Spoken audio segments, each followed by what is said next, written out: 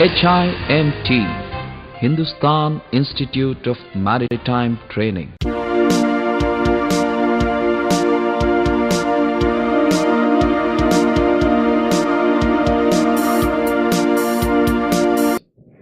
morning. I am Capt. Mehta. We will today do the block diagram and the basic controls of the radar.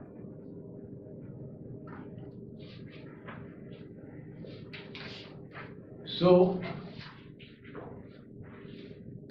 to understand,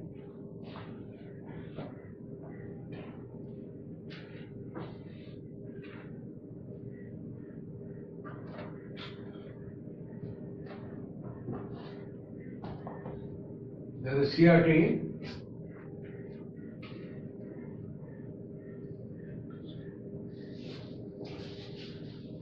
This is your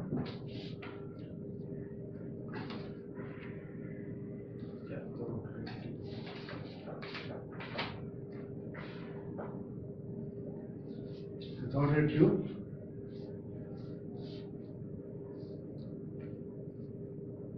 It has a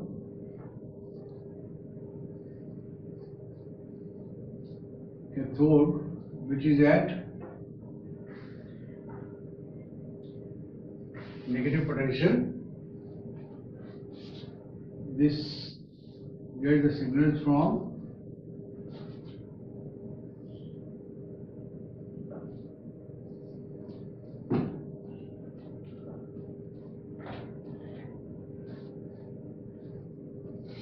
video amplifier.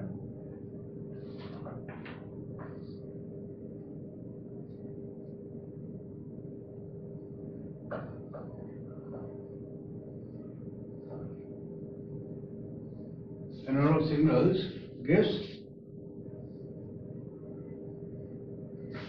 range and bearing. So the radar only knows two things: range and bearing. So these analog signals from the, we will come back to here to start with. It gets the analog signals for range and bearing to the cathode. Cathode is negatively charged, and around the cathode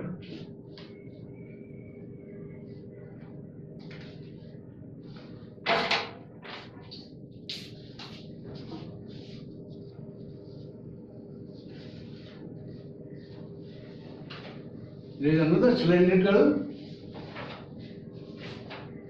structure known as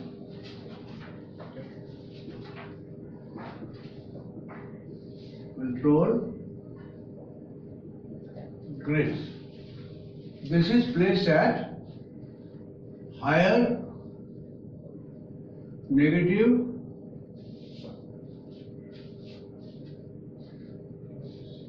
pitch than the cathode, and it has got a hole in the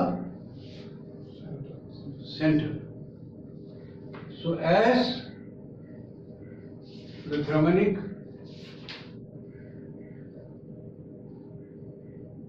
heating and all that, this will give out the cathode will give out electrons. Electrons are negatively charged particles. Now this control grid is placed at higher negativity than the cathode, which means, and this is connected to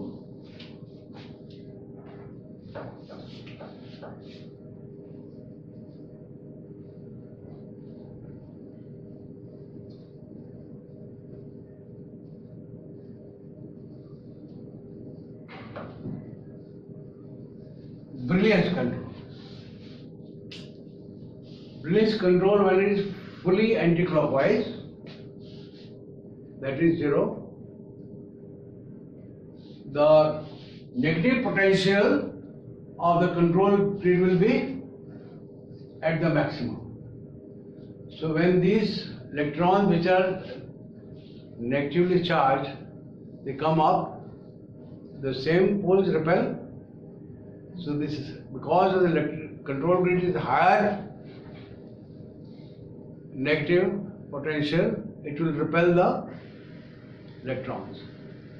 So your PPI will appear to be black. No, you can't see anything. Alright? The moment we increase the brilliance, the negativity of control grid will start reducing. When it reduces, as it reduces, at some point the electrons will start flowing.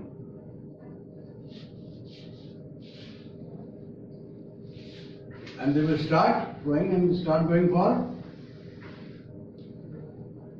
towards CRT. So in CRT,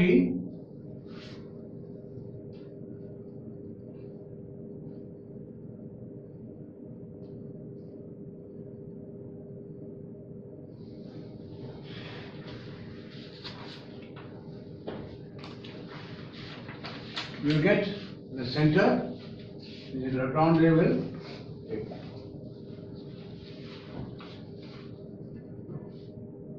After that, the control grid, there is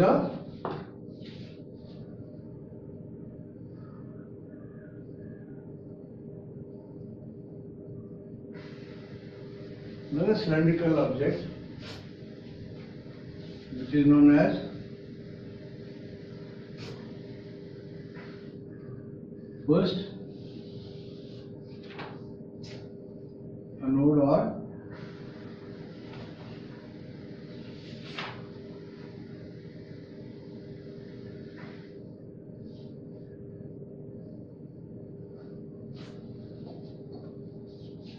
because this is placed at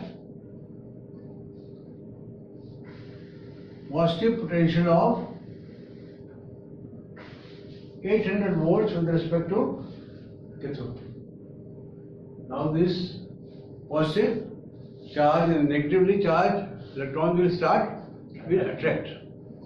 So it will accelerate their velocity and throw them toward the CRT, PPI. That's why it is called accelerating anode. And also this is the first anode after the cathode. This is the known as first anode. Alright? After that,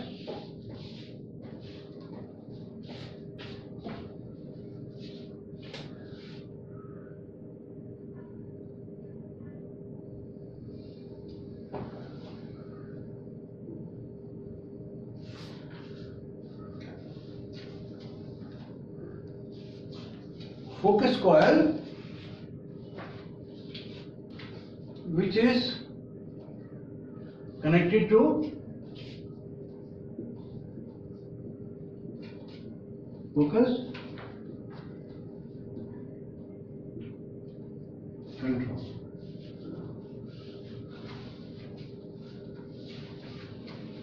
Nowadays many radars are autofocus. In that case there will be no focus control for the radars, but the ones which have this is not autofocus, they will have the focus coil. So we will discuss when we are discussing the block diagram how this works along with the basic controls at that time. So job of this is that direct current from into the focus control. So what it does is it focuses the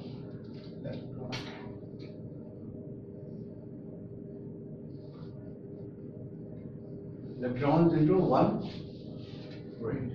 Focus it. Instead of going different way. After this,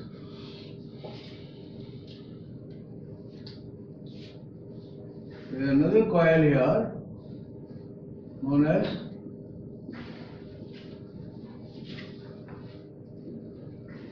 deflection coil. which is connected to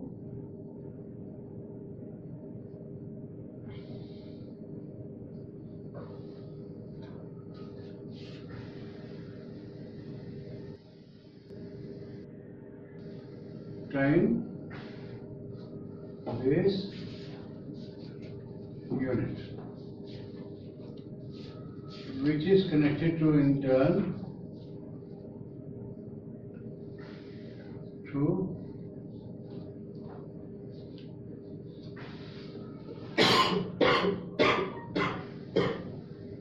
trigger, which in turn is connected to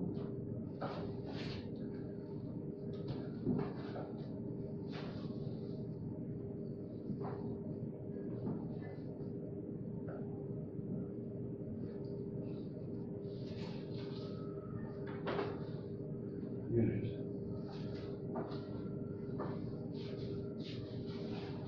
What happens is the trigger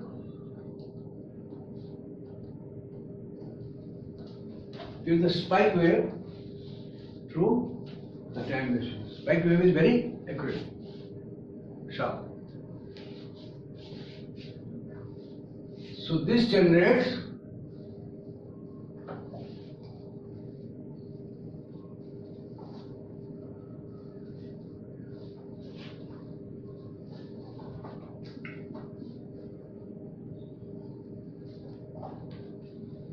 sawtooth phase.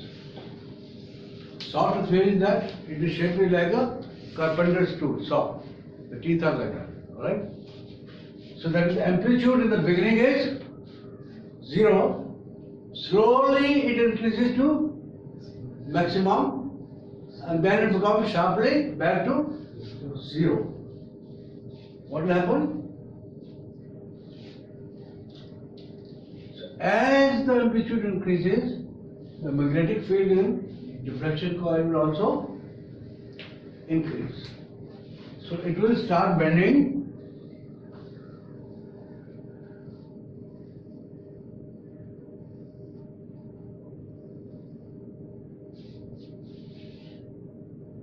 the electron ray from center towards the edge. That means from center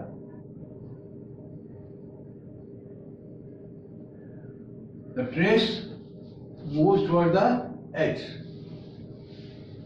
That means now we have created a trace from the center which moves toward the edge of the CRT. Right?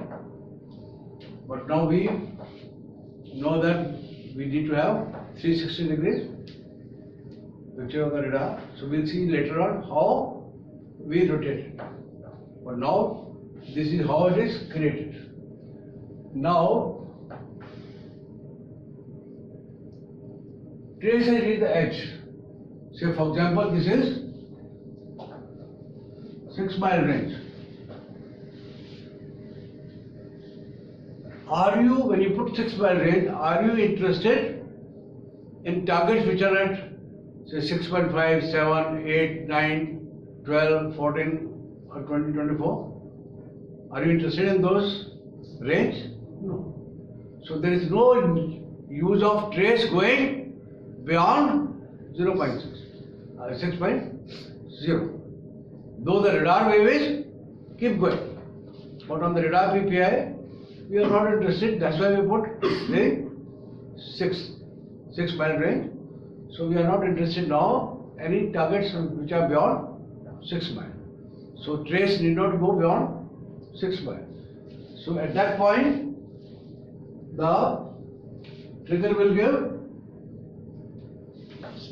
spike wave to trace blanking unit, which will cut off the supply. This will become, amplitude will become 0. The magnetic field become 0. The electron ray will from edge will come back to center. So this will cut off and come back to the center. Alright? So this is how the trace has been now created on the PPI. Because the range is what? Radius, center to the edge. So we are creating the trace and now it goes towards the edge of the PPI. And center to the edge, this radius is range. Correct? Now, we will see later on, once I draw the rest of the diagram, how we rotate, because we need to see 360 degrees on the radar. Lookout has to be 360 degrees. The radar has to look 360 degrees. So we need to rotate this trace also 360 degrees. We will see how we do that. So now, once it's beyond the neck, the CRT becomes the funnel shape. So here,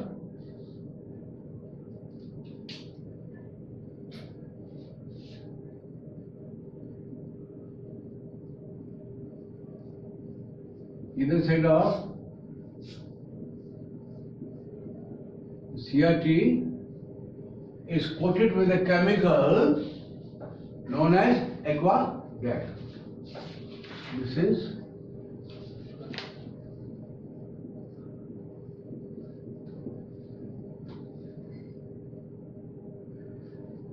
also known as final anode.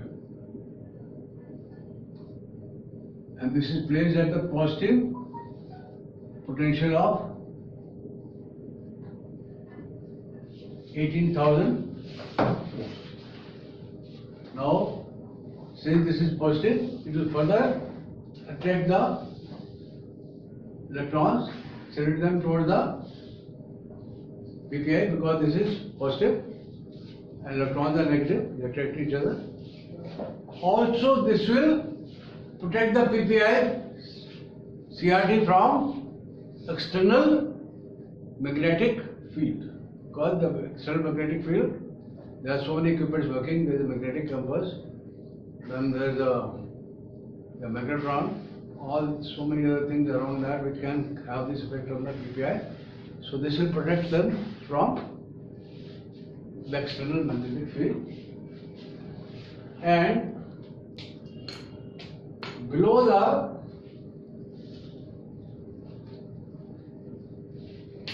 PPI, there is a fine aluminum mesh, which is connected to a connector which will lead to the current. So what it does is that when you are using electrons are jumping up and down, and sometimes when we increase the more release, the more electrons will be hitting the PPI, so they will be here. So this, with the mesh, we collect them through the connector, send it back to the cathode. If you don't do that, you may get the static shock. If you touch the PPI or around that area, to protect that also we need to remove this. And below the PPI, it is coated with the phosphorus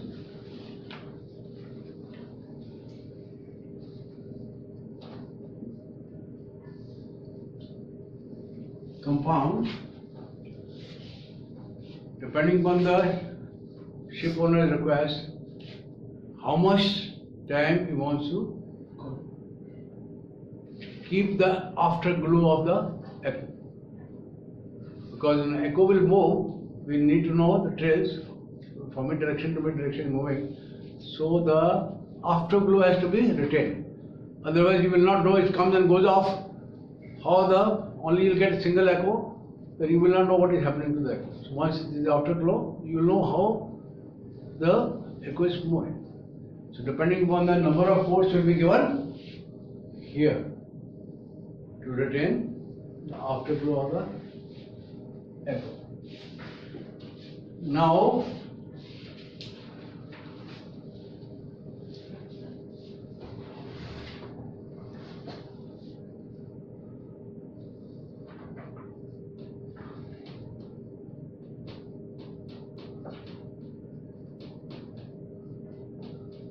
there is a normal supply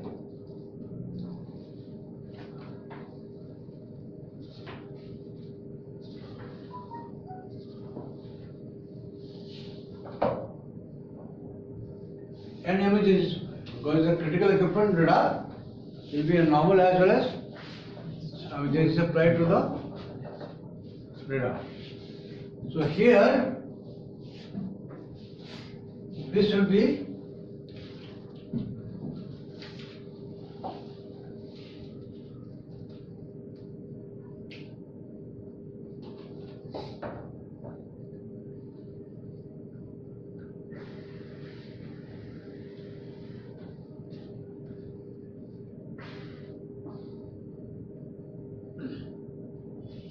you get accumulating here the city, so it will get what? DC square wave. So it is connected to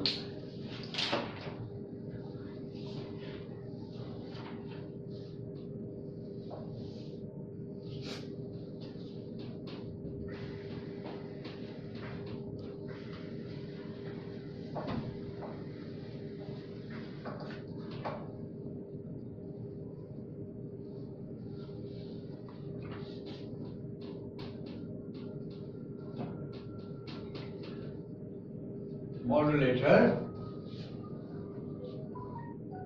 which is connected to trigger. Depending upon PRF is indirectly proportional to range. When you put the range, you see what is the PRF. PRF is the IMO performance standards. PRF is between of a radar between 500 to 4000. Alright? Remember that? Now, depending upon the PRF,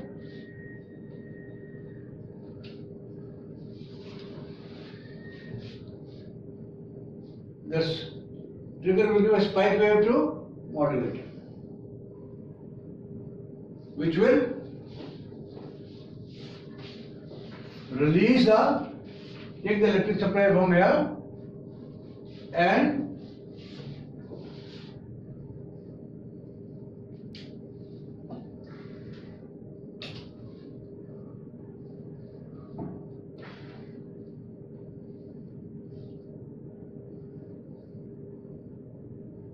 DC square wave released from here to modulator, which will open the supply to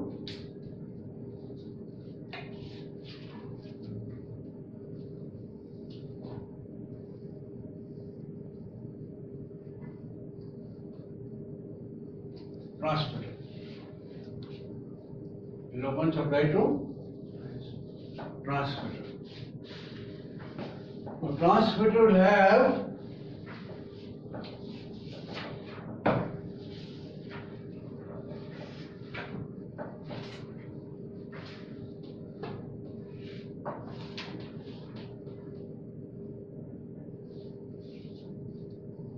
magnetron.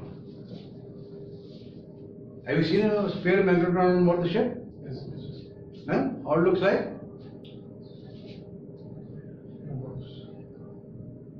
Box. In the special box. Anything written on the box? Something different. Magnetron is crystalline structure, made of crystalline structure. It is capable of switching on and switching off at a very high rate. because PRF is between 500 to 4,000 per second. So depending on that, it has to switch on and switch off and transmit, and it transmits the very accurate frequency, which is the frequency of the radar. So let us say this is X-ray band radar.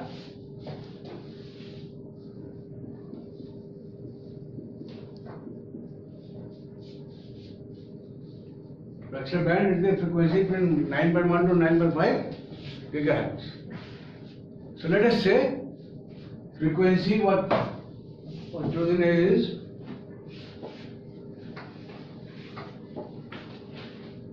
9.3 gigahertz or 9,300 megahertz. Frequency has been chosen. Each time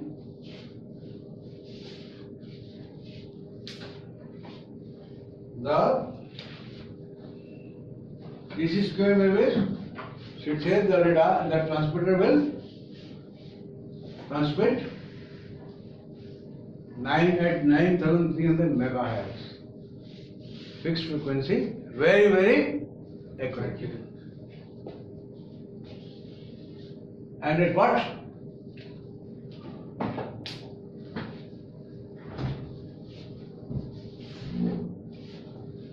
At 2260 kilowatts. 2260 kilowatts. This will transmit what? This will be a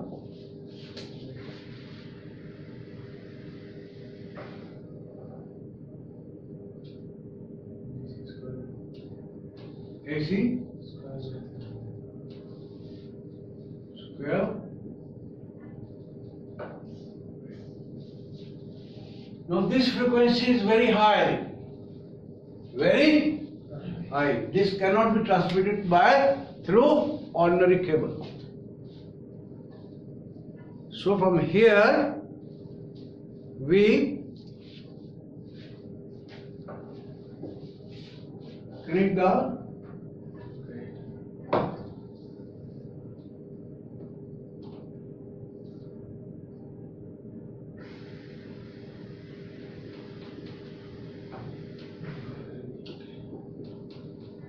waveguide, which is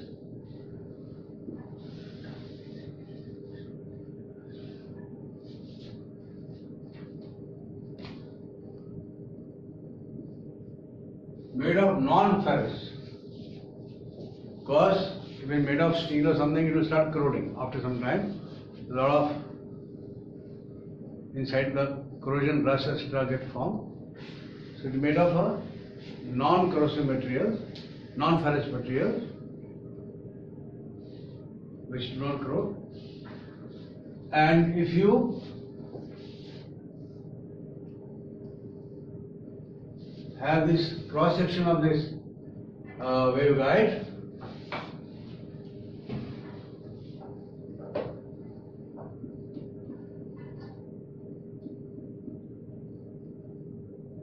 inside there will be a rectangular hole. This rectangular hole will be exactly made for size of that we calculated and made for 9,300 megahertz in this case of the radar frequency.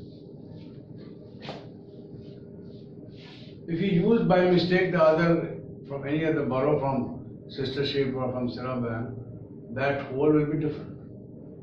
So what you may have squint in the radar, so you'll wave leaving the scanner, so data you'll get may be entirely different, not accurate. So we cannot use this radar, the waveguide from your Shivman or from your sister ship.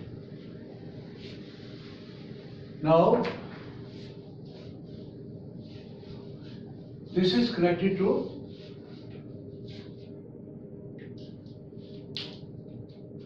your scanner scanner consists of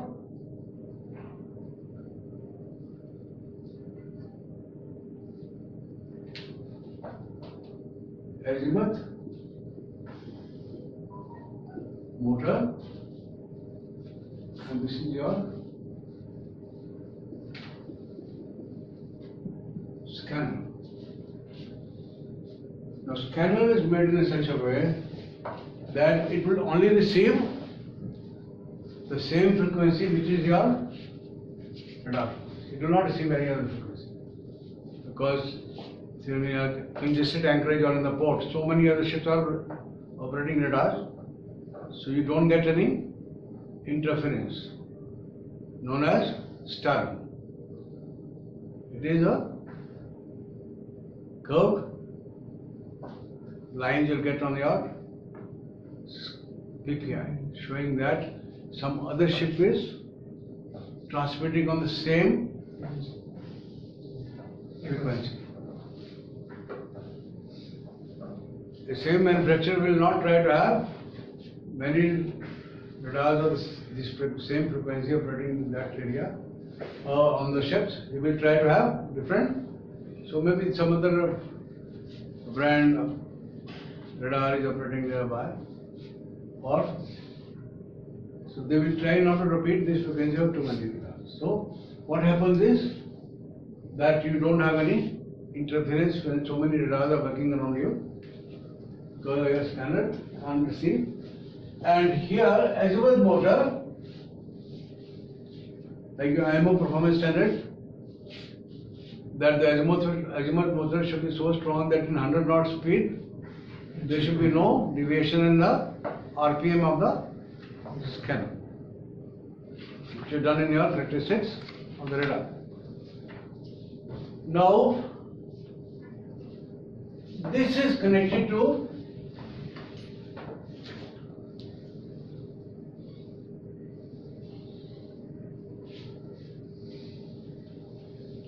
the deflection coil, and we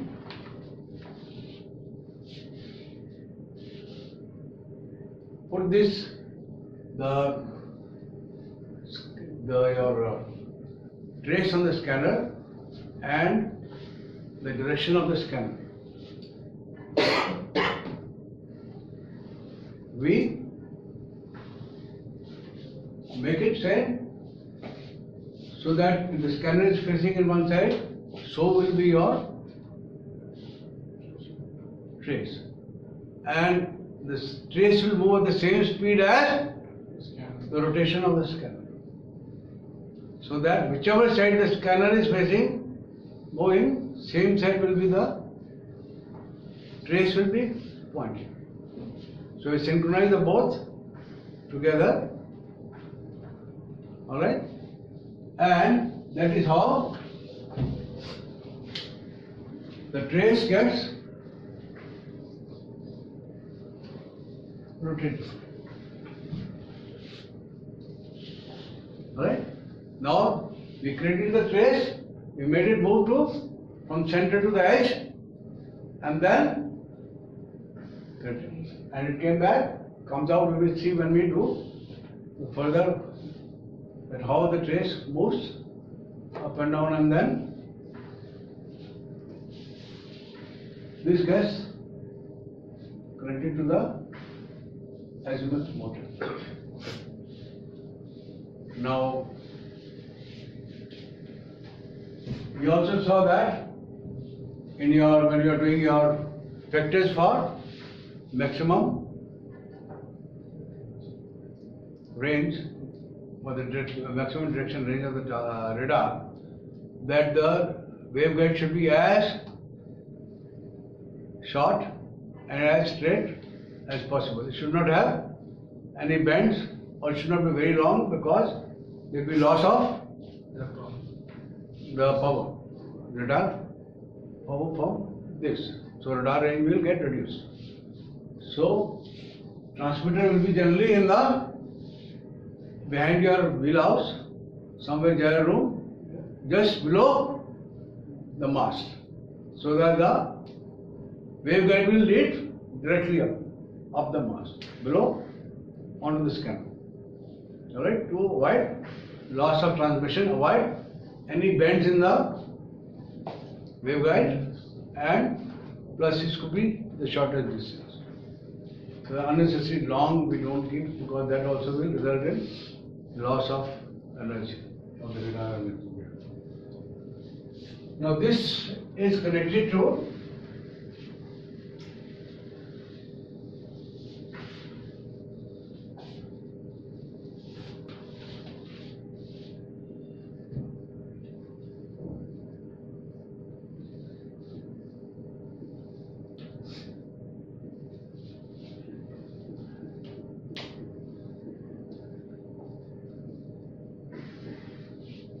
mixer or receiver.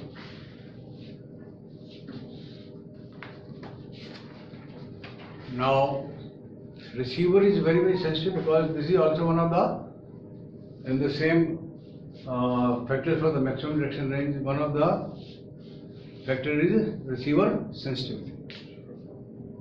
Is any echo coming from very far will be very weak. So if your receiver is not sensitive, it will not be able to detect that. That means range will get reduced, isn't it? But we are transmitting at 20 to 60 kilowatt. If that is allowed to get into your receiver may get damaged.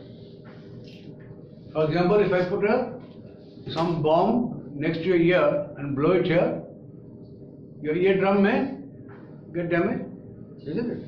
To protect that, we have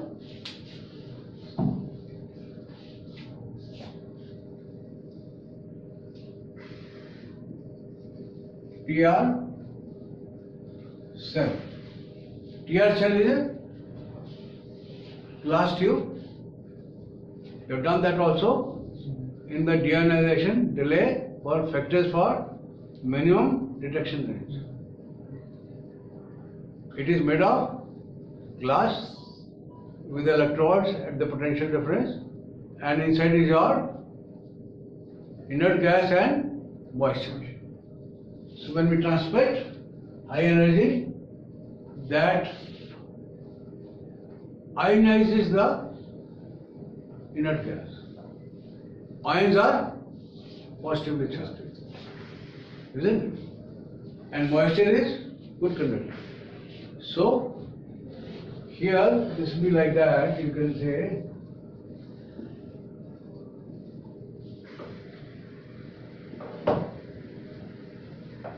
charge will go across and close the receiver. And when transmission stops,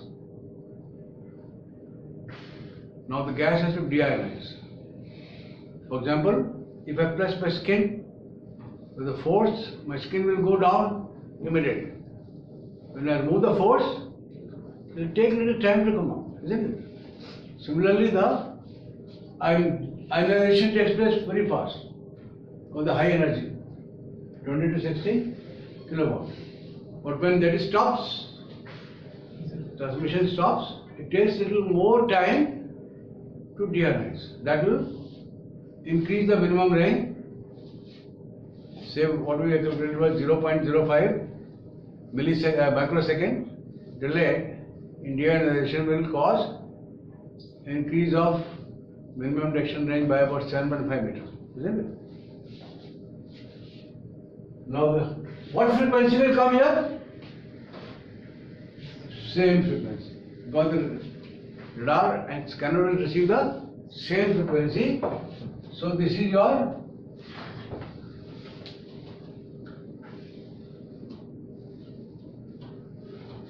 same frequency reduced to the mixer. Now this is mixer is connected to the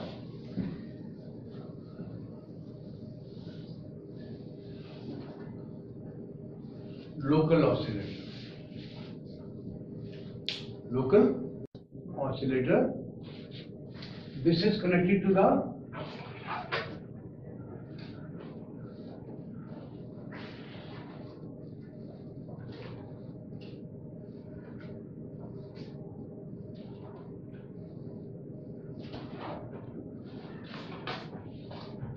the fine tuning. Now you have to see your radar manual on board. What type of magic eye is given by the manufacturer to indicate radar is fully tuned? Maybe LED, where is the needle, how it is, show that radar is now fully tuned. Now what is happening is that the frequency of the local oscillator is put 50 to 60 megahertz below the radar frequency. Radar frequency is 9300 megahertz. So let us say we chose that frequency to be 9050 megahertz. So we have chosen 50 megahertz below the radar frequency. So when we tune it, it comes. So here you will get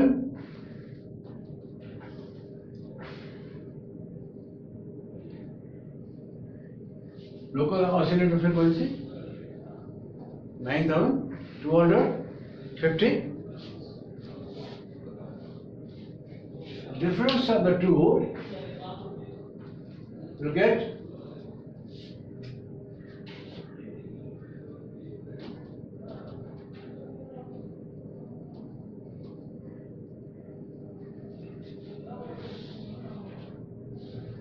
difference of the two is 50 megahertz.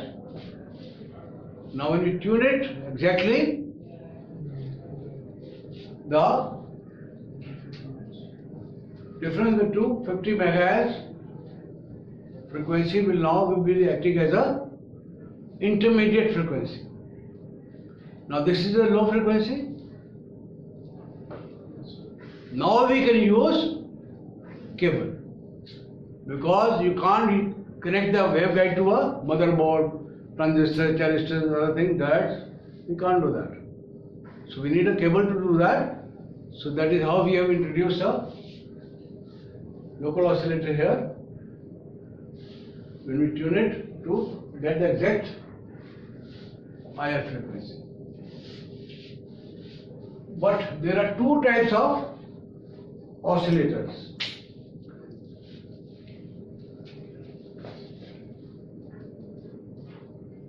One is the main oscillator, other is the fine or local oscillator.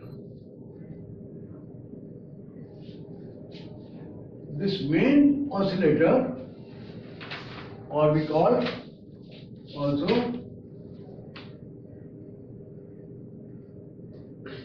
course, means it is not fine, but you can do major tuning here. That is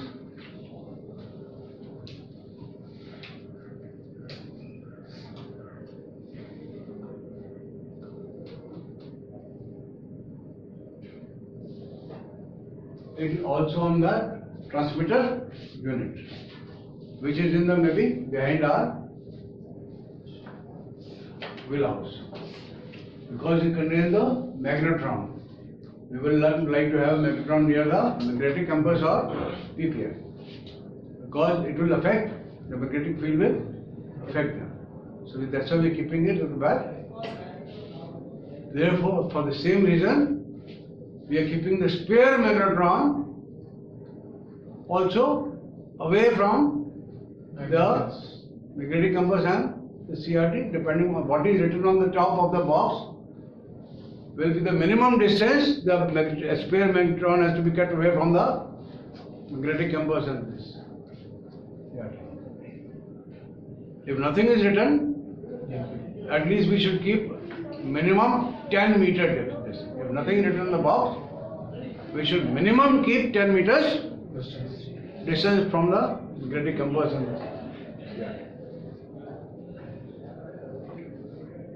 So that's why the stereo magnetron which you got there not was kept in the bridge.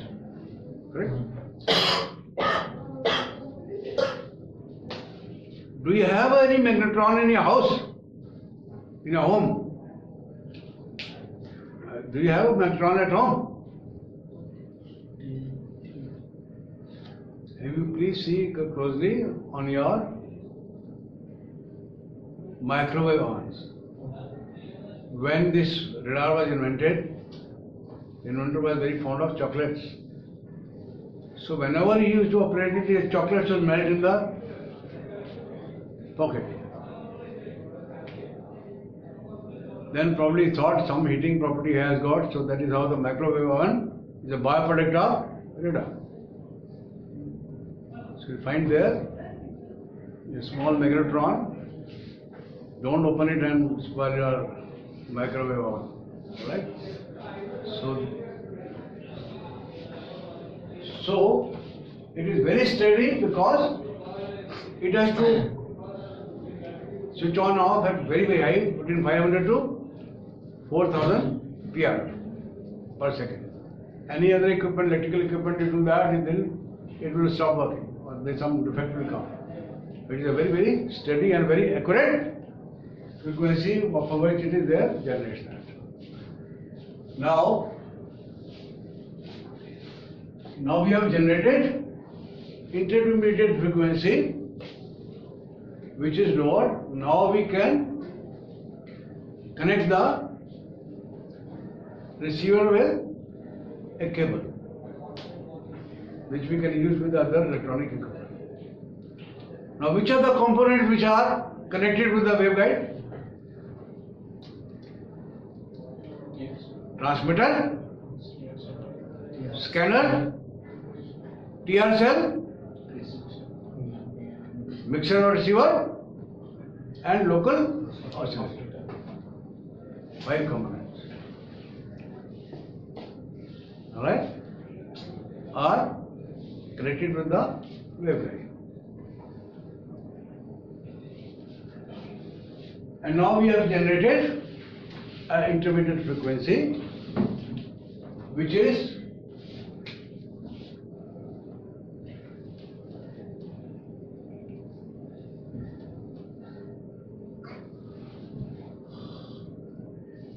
now below there are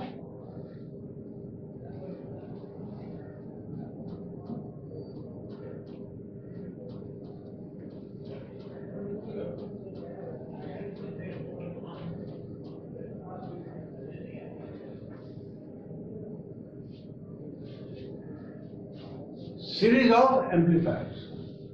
This is known as, if it is there in this shape, it is known as a linear IF amplifier. Linear IF amplifier. This will not receive any frequency which is plus minus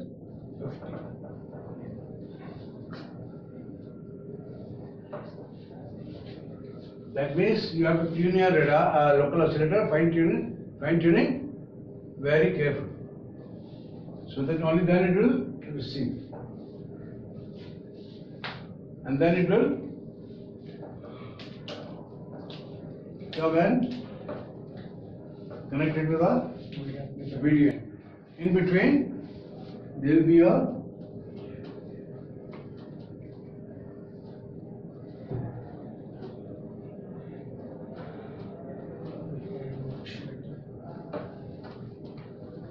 circuits. Now, in some of the radars, you may have from each stage lead is taken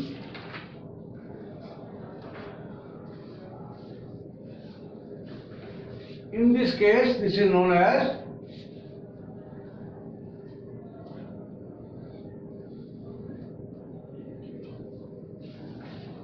logarithmic IF amplifier. So wherever there is a IF amplifier, logarithmic amplifier, you will have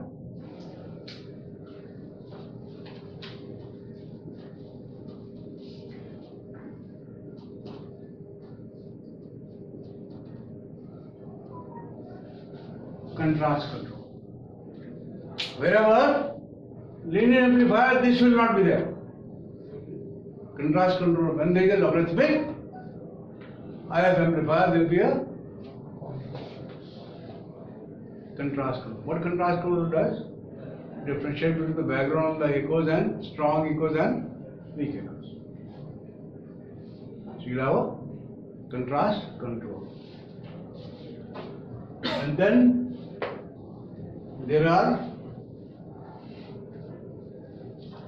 differential circuits where you have your FTC control. First time control we will be doing basic control, that we will discuss.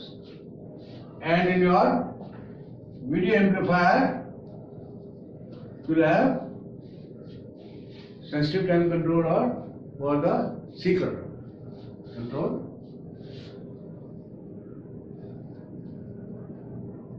Gain control,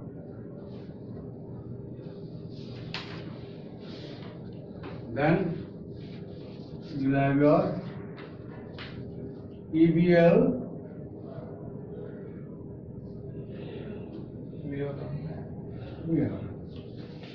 that will be mostly in the video amplifier stage. And then from there it will give the analog signals. Now here signals could be very, very weak because far off signals. So if they are transmitted 20 to 60 kilowatt, here incoming this thing here would be 10 raised to power minus 12. From far off it could be as 10 raised to minus 12. Very, very weak signal. So in this receiver mixer it is amplified millions of times to make it signal which can be transmitted further and raised on the directed by the your IF and further amplification and then to the video amplifier. Now so we have here your control grid, brilliance control. Alright? Then we had a focus control. And then we have, when we come here further, you have a fine tuning control. Then you have a contrast control, where the logarithmic amplifiers are there. Then there is a FTC, first time count drain filter, STC, gain control, EBL, VRM, all on your in the video amplifier stage. And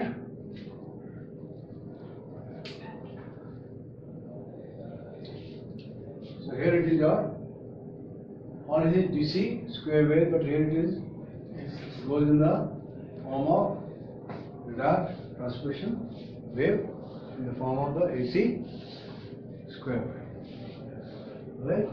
And then it goes and comes back and detect it. So here is your PR cell which protects the receiver while transmission is on. Alright? So now we will do the basic controls and see how these controls are work. Alright? So this is your block diagram. Any question, anything which you have not understood on this? Anything which you have not understood? about the block diagram of this thing. How this we have already done the CRT. CRT has been explained to you earlier on. We know how it is working there. And now, along with that, how it is synchronized into the radar block diagram.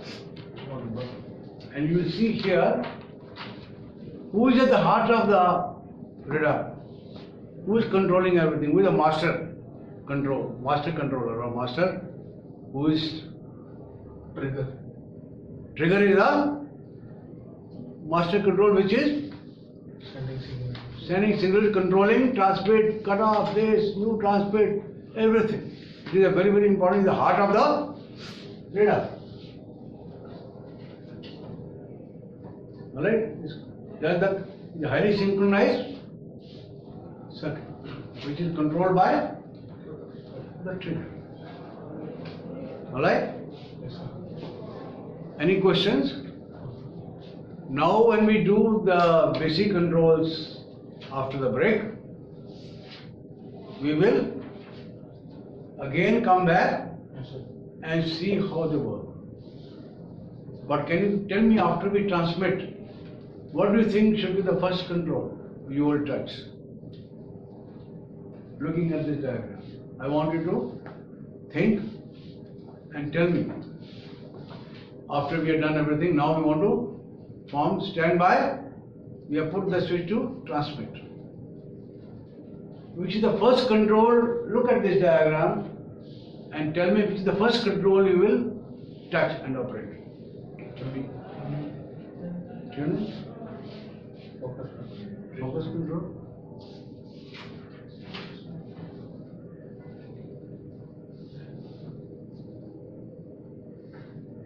Think you are not applying your mind properly.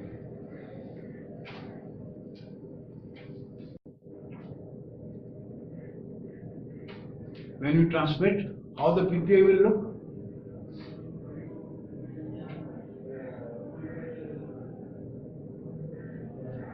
Can you see anything on the PPI? Black. It will be black. Nothing. You will only start seeing when you do the variance control.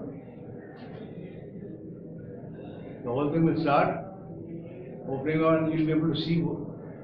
Once you are able to see, only then you do anything else, you will see what is happening. No. If you can't see anything, whatever you keep operating, you won't know what the effect is. Isn't it? So the first control we touch after we put the switch from standby to transmit is your brilliance control. And what will happen? If I increase brilliance control, what will happen? The negative potential of the control grid will reduce further. More I increase, more the negative potential will reduce. That means more the electrons will, when they hit the PPI. If more electrons keep hitting the PPI, what will happen? Shock. It can damage the phosphorus compound. So people are not careful. In very old radars, sometimes you find the center, nothing, there is only glass. Nothing is appearing because people have been using too much brilliance. You are damaging the phosphorus compound. You will not be able to see there. So better is to use optimum, not much, optimum brilliance, which will not hurt your eyes, not affect your night vision also, and will not damage, because we need to protect our equipment as long as we need to use. It is one of the critical equipment on ship. Right? So with that, we'll have a break. After the break, we will. But if you have any doubt, anything you have not understood, I ask you simple question, you should be able to answer. You should have answered no. Yes or no? So please follow and critically and keep seeing what is the effect, what is the effect, what is why. Now when we will discuss this why also, when we do the basic controls, so that you will not do a mistake, you will understand exactly why we are doing what, why we are touching this control for what purpose, what will have effect, what happens I increase the range, what will happen I decrease the range, what controls will have to be touched and why. Simply just reducing, increasing range and reducing range etc. has no meaning if you do not readjust the radar based other controls.